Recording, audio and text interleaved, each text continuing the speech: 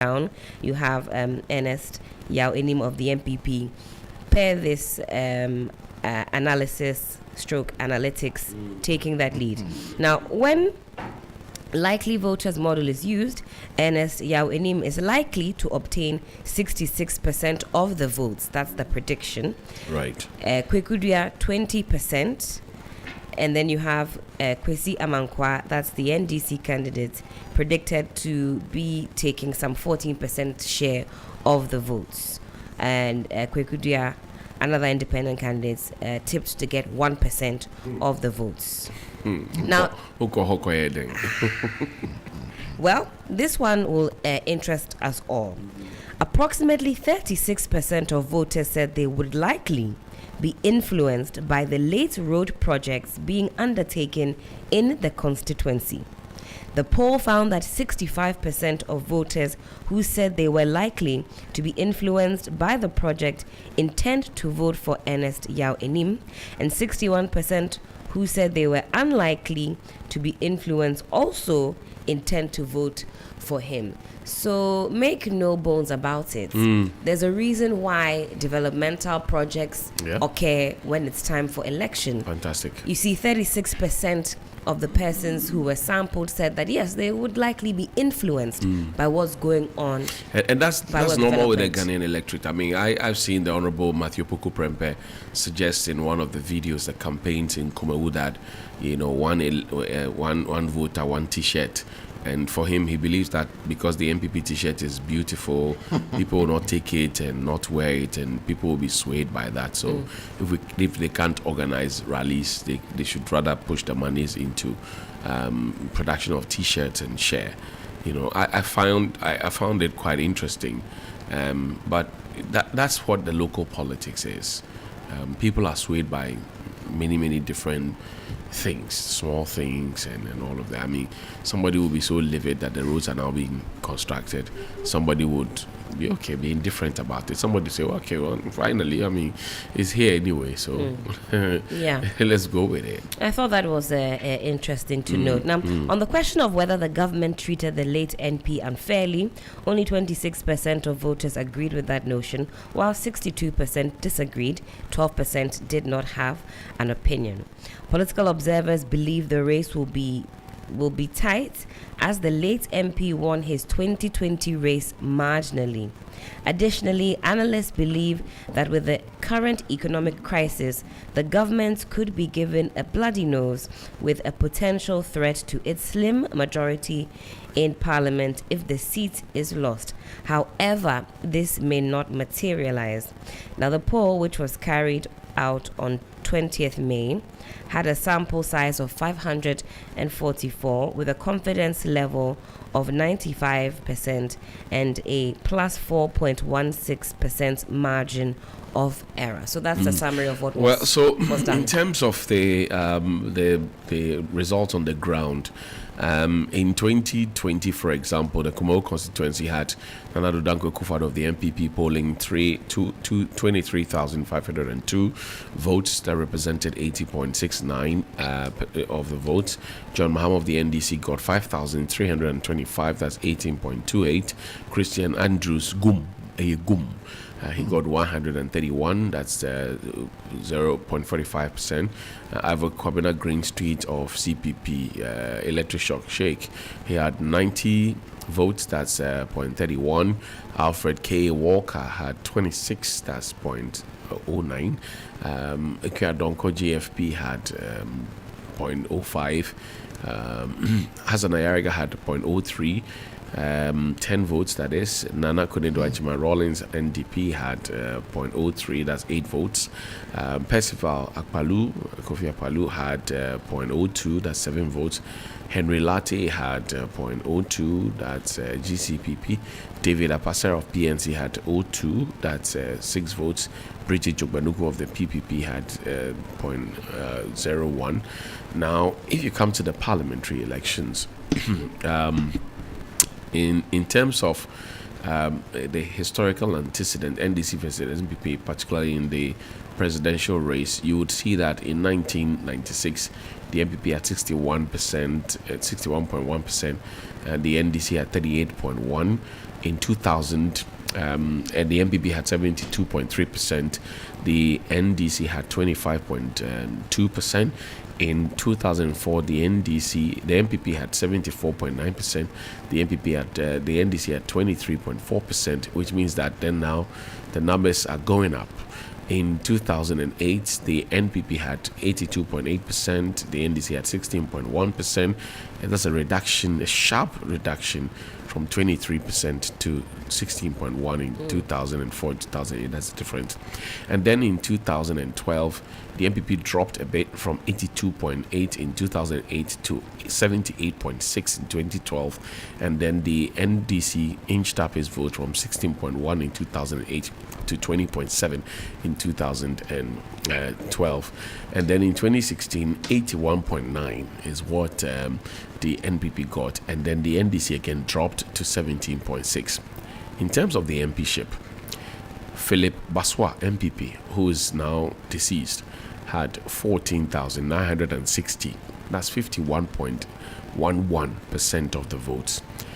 Dua Kweku, an independent candidate who is still in the race, had 11,698. That's 39.96.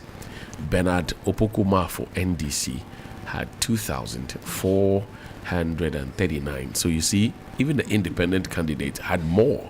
That's 8.3%. And then Nana Amwako of Gum had 174. That's 0.59. So you'd also notice that the historical antecedent of the parliamentary elections, 1996, the NPP had 60.3%. And then the NDC had 37.6%. In 2000, the NPP had 57.8%. The NDC had 25.8%. In 2004, the NPP had 70%, and then the NDC had 20.7%. In 2008, the NPP dropped from 70 in 2004 to 56.4%. And then the NDC also dropped to 15.9%. And then in 2012, 69% for the NPP and 15.2%. Again, another drop, while the NPP is appreciated in 2012. And then in 2016, 78.2% for the NPP and 21.2% for the NDC, which means that the NDC moved from 15 to 21.2. That's about 3 more up there. So that's what the figures look like in Kumewu. It does look like a safe seat for the NPP. That's right. No matter what. Yeah, but Per the historical antecedents. yeah, it's a numbers game, and the numbers always appear to be in favor of the NPP, and especially because it's Ashanti region and it's the hotbed, or if like the hub for the NPP, where they get a lot of their votes. It's similar to what would have happened in the Volta region.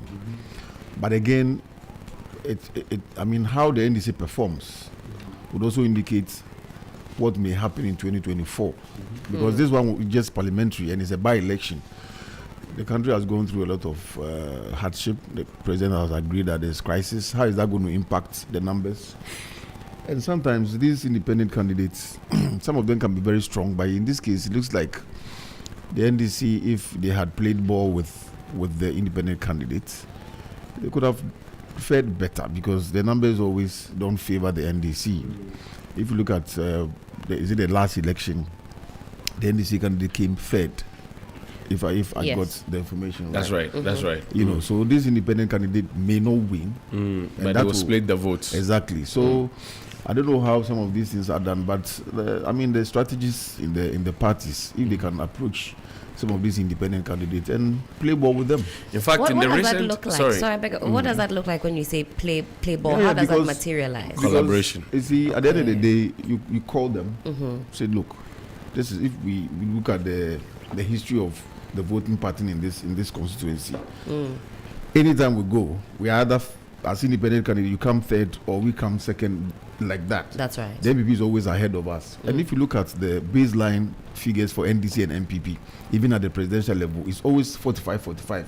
It is between 8.5 and, in fact, 8 and 8.5. That will determine who wins. Got it. So if you look at what the NDC has been getting over the years and what the independent candidates I've been getting over the years. If NDC says, look, we are all in this, it's politics, we all want power. So you go or you stay, then both of us will lose. So stay with us, let's go, you just step aside. It happens a lot of the time. You see some individuals come from the beginning as independent, and before the election they just drop. Got it. Other than that, I don't see how the NDC is going to, they may increase the numbers, but the way the history is in that constituency, it is quite likely that it will be a very challenging, but I don't know, maybe because of the crisis of the times, the figures may look good for the NDC, but as to how they can go from 21%, is it? 21%, yeah. 21.2%, actually. So we're just hoping that it's a free and fair election at this point. That's what we can hope for. That's what backroom work they've done. I wouldn't know. Because I don't know what strategy they are adopting. President Mahama is there. Dr. Dufo is there. President Akufo-Addo went there. Yeah, Kojo was there. Well, yeah. So all the big wigs are there. I hope that they speak their language for the electorate to understand. But we are also hearing from the report that we read from the Info Analytics. Global Info Analytics. That some of the last minute works, development work sometimes helps. Yeah. So I don't know how that is going to play out, but I'm just hoping that we have a peaceful election, because Kumasi, Kumewu, Ashanti. Tilts towards the MPP. Yeah. That's right. Okay. But why to say Judas is carrot? Say Kwaku and indeed the Judas is carrot. What is why why you what you say?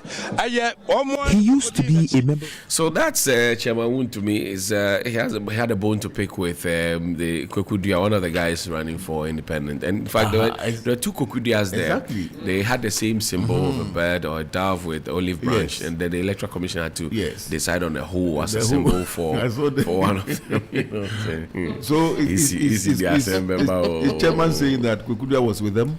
Yes. And that's the point I'm making, because as soon as they leave. And you see, in the last elections, he was close. Very, very close. This is Kwekudia. Yes. And in fact, this year, as per the Global Info Analytics, they are saying that Kwekudia could potentially poll about 20% of the votes. So indeed, a threat to the numbers. Yes, that's what I'm saying. So both parties should be looking at the independent candidates and be talking to them, because we saw it in the last general election when President Akufo-Addo went and literally disowned the MP, who's now the deputy speaker. You don't underrate. Some of them are, even the second deputy speaker, Joe Wise, was one time an independent candidate. That's right. And he won, and he came, and the party brought him back. So these independent candidates, you don't play with them. You must be talking to them in a better way than Judas is cabbage. Well, let's connect with William Evans Nkum. He's bureau chief in the northern sector. He joins us via Zoom now. Bill, good morning, and thank you so much indeed for your time. Hello, Bill. Good morning. Bill, good morning. William Evans Nkum, he is joining us from the Ashanti region. He's our bureau chief and for the northern sector. Joins us on Zoom now. Bill, good morning. Hello, Bill. Can you hear me? Yes, Johnny. The line is breaking. It's breaking. Is it better now? Can you hear me? Good morning. Hello, Bill. Good morning. Not too sure he can hear. Let's try and reconnect with Bill in a bit. Okay, all right. Better now. Okay. Is it better now, Bill? Good morning.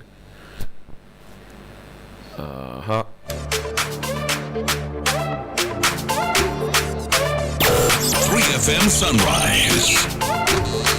Start your day with Sunrise on 92.7 3FM. 3FM.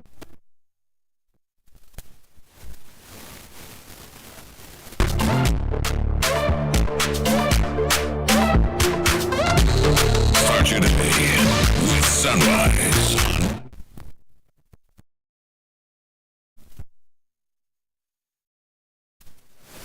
3FM 92.7. Try and reconnect with Bill. William Evans Nkum, good morning. Thank you so much indeed for your time. Well, good morning and thanks for having me, Johnny. What can you share with us? I mean, a day ahead of the by-elections in Kumewu, it's been a very, very busy town, if you ask me. But what more can you share with us? Yesterday, the campaigns came to a close. What more should we know? Well, so on the environment, it's just about the electorates, or if you like, the voters, about 35,000 of them, preparing to decide among the 4 candidates who they think has the wherewithal to lead or replace the late Philip Basua. For the campaign, let me just go back to Kumewu yesterday and share with you something live. So it was more or less like a boot for. Well, sorry, Bill. You would have to minimize the volume on one of the devices you have there. So, what I saw. The NDC and then the MPP all campaigning. At one breath, the MPP had taken the lead, so they were only waiting for them to finish their political communication so they can also engage that potential, a voter. Then I heard the MPP saying that you've seen all the development happening here. It tells you that we have you at heart. And then right after that conversation, the NDC stepped in and said, oh, don't mind him. You know that had it not been the death of Philip Basua, this wouldn't have happened. And they all burst into laughter, and that was it. So even though, there's some level of tension substantially, but I can tell you that I saw an advancement of our fledgling democracy, and that was a good show. You would have to minimize one of the devices. It's giving us some feedback here. I don't know which one exactly it is, but you tell me again the messages that the political parties have been giving to the people. Would you say it is sinking down well with the electorates, especially when a few weeks earlier your team had gone there to talk about the roads and other developmental projects, the consistent refusal or rejection of the government of the deceased MP, and now suddenly everything is coming in. Looks like Christmas came early for the people of Kumewu, but are the messages sinking deep into their souls? Well, so I wouldn't say yes, because of the fact that there are people who still believe that let me say discerning, who still believe that all these that are happening should have been done long ago, because the Kumewu constituency, majority of the people electorate there have been very loyal to the MPP since 1996. The last time the NDC saw the seat was in 1992, and since then they've never gone back for it, because the people have consistently been voting for the MPP till date. Even in their worst case, or in their worst performance, that was in 2020, they still had the seats. That tells you the level of commitment that the people, the majority of the constituents in the Kumewu constituency are attached to the MPP. But now what they are saying is that some of them are saying that they are very disappointed that now they are seeing all that. They are saying because there is a by-election to Philip Basua is no more, and some people that I will describe as Philip Basua fanatics believe that if Philip Basua has seen all this development, which according to them he was pushing, maybe the man wouldn't have died. He died out of anxiety and all of that, because even though his party was in power, but he felt like he was in opposition because people thought probably he was anti-Akufo-Addo. These are some of the perceptions that have been being bandied around as far as the Kumewu constituency is concerned. And so to them, they are not much convinced about what is happening, and they are going to show that display that tomorrow when they get a chance to appear at the various polling centers to cast their vote. But the others who also are saying that, well, half a loaf is better than none. With the kind of thing that they are saying, it is a commitment that the government has the NPP government has them at heart, and for that matter, I mean, why not? Let's go and vote them, retain the seat, so they will continue the development that they are seeing. The others also believe that if you don't vote for the NPP to continue the development, it may be stalled, and this will also not, I mean, help the constituency in terms of the development that they are all looking forward to. So these are some of the varying opinions that I picked yesterday at Kumawu. All politics is local. We saw the vice president campaigning, and he was talking about Doomsaw in 2016. He was talking about a confirm and all those issues in between. He wasn't necessarily talking about the local politics of Kumawu in terms of the farmers, whether they had fertilizers or not, children in schools and the trees, jobs, factories, and what have you. How did the people react to the vice president's campaign message to them? Well, so I'm not a political luminary, but as somebody who has followed politics since 1996 till date, for me and from where I stand, I felt the vice president missed the opportunity to gauge the mood and pitch the message accordingly, because this wasn't a national election where people care much about the confirm or guinea fowl flying from one place to the other allegedly. And of course, maybe to some extent, the one district, one factory, perhaps, I mean, pulled or fell in line because of the fact that if you go to Dobonso, there's one district, one factory there. And there's a promise that another one district, one factory will also be set up in Kumawu. So maybe to some extent that fell in line, but they are confirmed flying and all of that, well, maybe to the ordinary constituent or electorate in the Kumawu constituency is something that was much ado about nothing as far as political communication was concerned. Maybe somebody who really touched the hearts of the people was the Roads and Highways Minister, who again defended the reason why they are seeing so much road construction in the Kumawu constituency. And I understand the entire project is a 10-kilometer road construction, but even within the people or among the people who are working to ensure that this thing comes to fruition, they still hold their doubts that the entire project will be completed because of the period at which they really have to work. And then, of course, the fact that the most important thing was to finish the Kumawu Town Roads project, and they are almost done. About 90-95% of that particular project is almost done. So the others, that is those roads that are joining or connecting communities, like for instance, Kumawu Efijase or Kumawu Dadiase Efijase stretch, is something that even among the very people who are working to get the project done, hold some level of doubt whether it won't be continued. But hey, you can never say never. Now the $600 million is in, so maybe it will offer them, it will offer the people within Kumawu some level of hope. And you want to believe that on the ground, these things are wowing the people. They complained to Akuma FM not so long ago how they have been voting for the NPP and yet developmental projects do not come there. Their roads are bad and all of that. Suddenly, there's some magic wand that has been waved and things are beginning to look up. Do they see this as being sustainable, at least after the by-elections?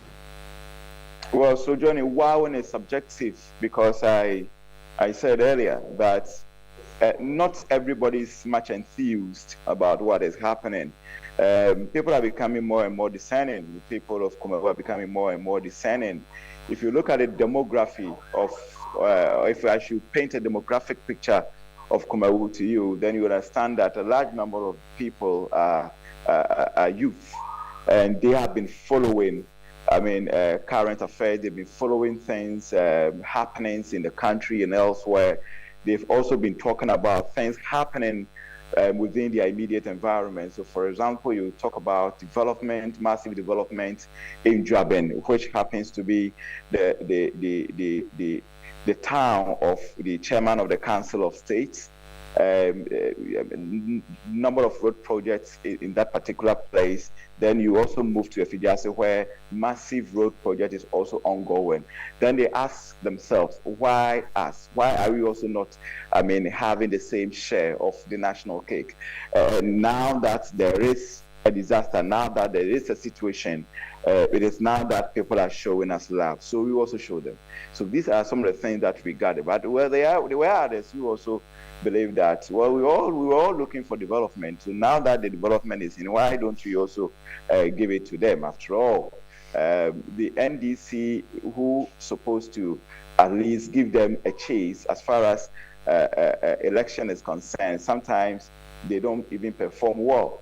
In the last election at 2020, they gave a poor show, and that was their all-time low, because never in the history of Kumawu constituency has an independent candidate even come close to a second position.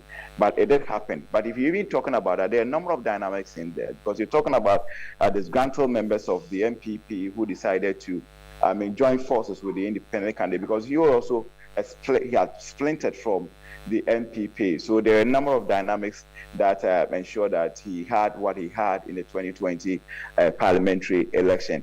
Notwithstanding, from the very question that you asked me, the people are so much divided. And let's move to security. I know that the Inspector General of Police, Dr. Dampari, had to come all the way down there on the ground. It must have then been very urgent and essential that he did, but what can you share with us in terms of security on the ground, knowing that the top brass of our political elites are there? Well, so it paints a very simple picture to me.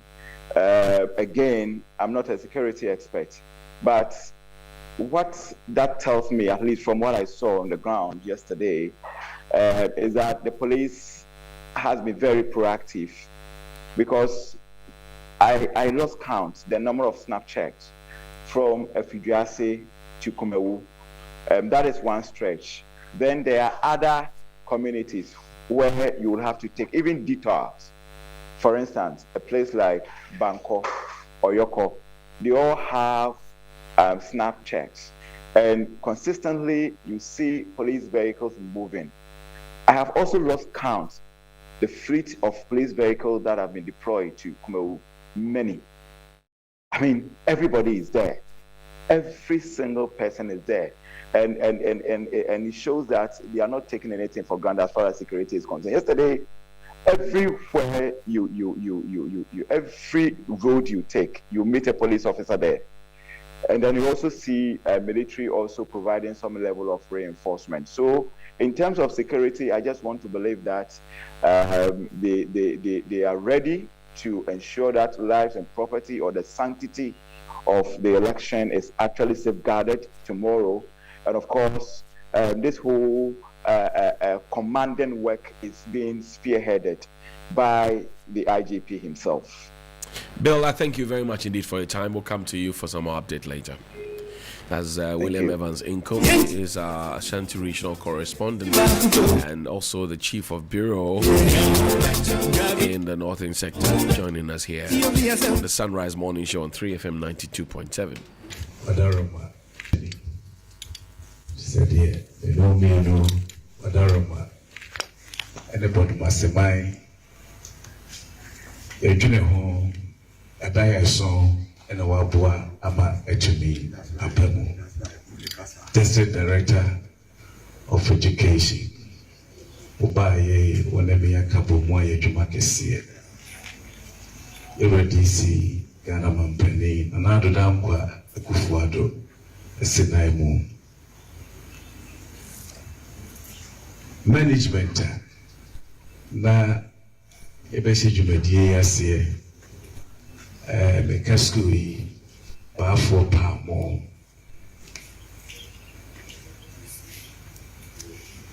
ema ene mema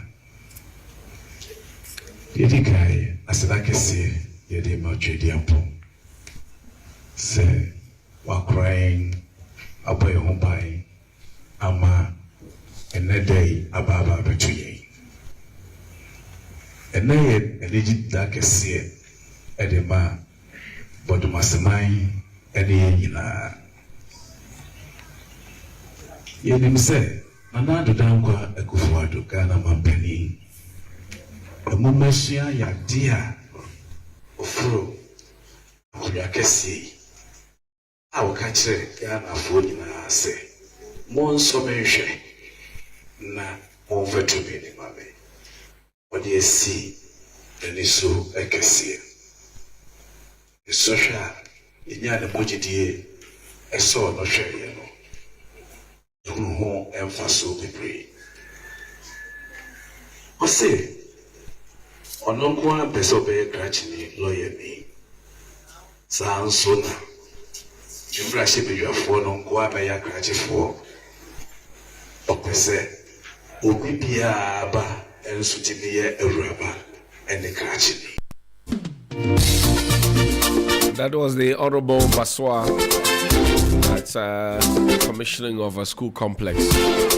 May he rest in peace. We're finding a replacement for him tomorrow at Kumewu constituency. We'll bring you all the updates and the more detail on the Global Info Analytics report, the survey that they've done. About 4 more points to deal with. Return from this break, we'll deal with them and then we'll get into some other conversations. Stay with us, we'll be right back. So the essence of my praise is centered on your grace. My name is Diana Hamilton, VGMA Artist of the Year 2021 and brand ambassador of Awake Purified Drinking Water. I am super excited to partner with Ghana's first charity-driven water to give back to our communities. Awake is a brand that makes a difference. We impact the world around us. That is why for every bottle of Awake water you buy, an amount is donated to the National Cardiothoracic Center. Yes, every time you quench your thirst with a refreshing bottle of Awake, you're helping contribute to save lives. So keep drinking Awake Purified Drinking Water and let's continue making a difference. Awake Water, one for life, supporting the National Cardiothoracic Center. This advert is FDA approved. Pepsodent dear, yenim se adie ba kwa yewo na ehun hia papa ne serie. Nanso ohawa ewo ho ne se wo wiase afa na nyina no woyi mofra mienu bia gina ho a won mu ba ko wo esin mu ntokro hawo. Pepsodent wa ho den mapa a etumi bo esin ho ban entia man ntokro bia ma esin mu. Pepsodent serie bia ho hia FDA ahwesa obedwadi nkrato yi agye atomo se eye. Power and performance. That's what you get in every So Clean concentrated detergent pack. Power and performance. The essence of Paris Saint-Germain. With the concentration of powerhouse players, Marquinhos, Marco Verratti, Presnel Kimpembe, Neymar Jr. and Lionel Messi. The partnership of concentrated power now forged. So Clean, the official regional partner of Paris Saint-Germain. This advert is FDA approved. I've got Bell back and I won't let go. My name is Nana McBrown. Many people think I get what I want anytime because I am popular. No, that is not true. It is because me and Kasano, I like the best, and when I find it, I stick to it. I have found Bell Pack Tea Roll, and I'm stuck with it. It is soft but not weak, strong but not hard. It is just perfect. Bell Pack Tea Roll is smooth and gentle on the skin. Same as Bell Pack Kitchen Towel. It cleans in one wipe. You can soak, squeeze, and clean again. One Bell Pack Kitchen Towel lasts longer and saves you money. It's time you switch to Bell Pack today and experience the perfect paper tissue. Say pocket tissue, table napkins, tea roll, and a kitchen towel. Paper chow. Bell Pack is simply the best. Bell Pack, just perfect. To be a Bell Pack distributor, call 055-11-44400. Another quality product from Bell Aqua. Nothing feels so good like Bell Pack. Start your day with Sunrise on 92.7 3FM. Get up, y'all. Early in the morning.